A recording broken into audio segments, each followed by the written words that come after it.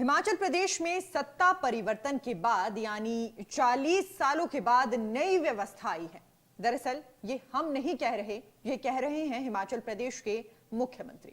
मुख्यमंत्री ने कहा है, दरअसल उन्होंने एक नामी मीडिया हाउस को एक साक्षात्कार दिया है जिसमें उन्होंने कहा कि 40 साल के बाद हिमाचल प्रदेश में नई व्यवस्था आई है और 10 सालों में हिमाचल प्रदेश देश का सबसे समृद्ध प्रदेश बनेगा। सीएम सुक्खू ने कहा है कि हमने संसाधन जुटाने की दिशा में काम शुरू कर दिए हैं।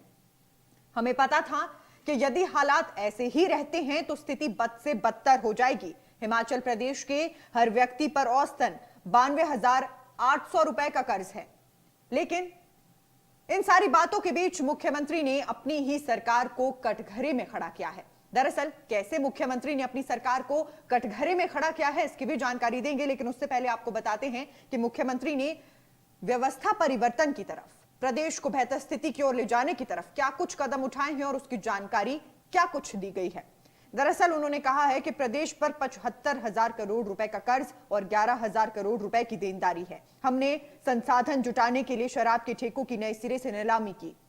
इससे हिमाचल प्रदेश की आय में 40% तक की वृद्धि होगी। वहीं पूर्व बीजेपी सरकार पर हमला बोलते हुए उन्होंने कहा कि पूर्व की बीजेपी सरकार सिर्फ 10% की वृद्धि के लिए टेंडर कर रही थी। हमने वाटर सेस के जरिए हिमाचल प्रदेश की आय बढ़ाने की दिशा में कदम उठाया।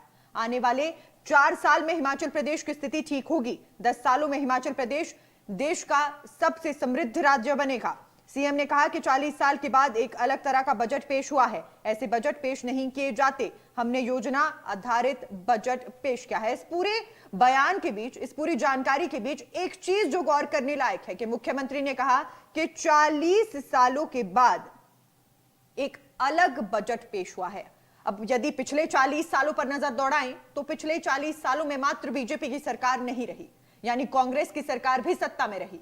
और हिमाचल प्रदेश में इन 40 सालों में जितनी दफा बीजेपी की सरकार रही उतनी ही दफा कांग्रेस की भी सरकार रही। यानी मुख्यमंत्री ने बातों ही बातों में पिछली सरकार, यानी जब वीरभद्र सिंह मुख्यमंत्री हुआ करते थे और कांग्रेस का नेतृत्व करते थे, उन सरकारों पर भी, उन सरकारों के बजट पर भी एक सवालिया निशान लगाया है। उन्होंने कहा है कि 40 सालों के बाद नया बजट आया है, 40 सालों के बाद व्यवस्था परिवर्तन होगा और 40 सालों के बाद व्यवस्था परिवर्तन की सरकार सत्ता में आई है। यानी कुल मिलाकर लंबे समय से जो आपसी मनमुटाव है वो एक बार फिर से बयानबाजी में देखने को मिला है, क्योंकि कहा यह जाता था कि कभी भी वीरभद्र सिंह और मुख्यमंत्री सुखविंदर सिंह सुक्खू आमने सामने आने पर अच्छा प्रदर्शन नहीं कर पाते थे, अच्छा बिहेवियर, अच्छा व्यवहार नहीं कर पाते थे, या फिर ये जो रंजिश है ये अलग अलग फैसलों में देखने को मिलती रहती थी। और इस बीच क्योंकि अब वीरभद्र सिंह कांग्रेस पार्टी का नेतृत्व नहीं कर रहे,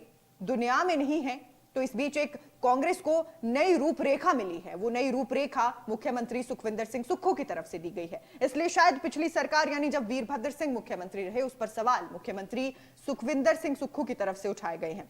आगे उन्होंने कहा है कि हम हाइड्रो के क्षेत्र में आगे बढ़ रहे हैं, सोलर के क्षेत्र में तेजी से आगे बढ़ रहे हैं, हम युवाओं को रोजगार देने की दिशा में आगे बढ़ रहे हैं, ग्रामीण अर्थव्यवस्था को मजबूत करने और युवाओं को रोजगार उपलब्ध करवाने के लिए ये बजट पेश किया गया है। उन्होंने कहा है कि जनता के हित के लिए काम कर रहे हैं। बजट में भी सरकार ने आम जनता के हित के लिए कई योजनाएं लाई हैं। प्रदेश सरकार ने मार्च 2026 तक हिमाचल को ग्रीन एनर्जी स्टेट बनाने का लक्ष्य रखा है। वहीं सीएम ने ओल्ड पेंशन को लेकर कहा कि हम अपने संसाधनों से ओल्ड पेंशन स्कीम की बहाली कर रही हैं।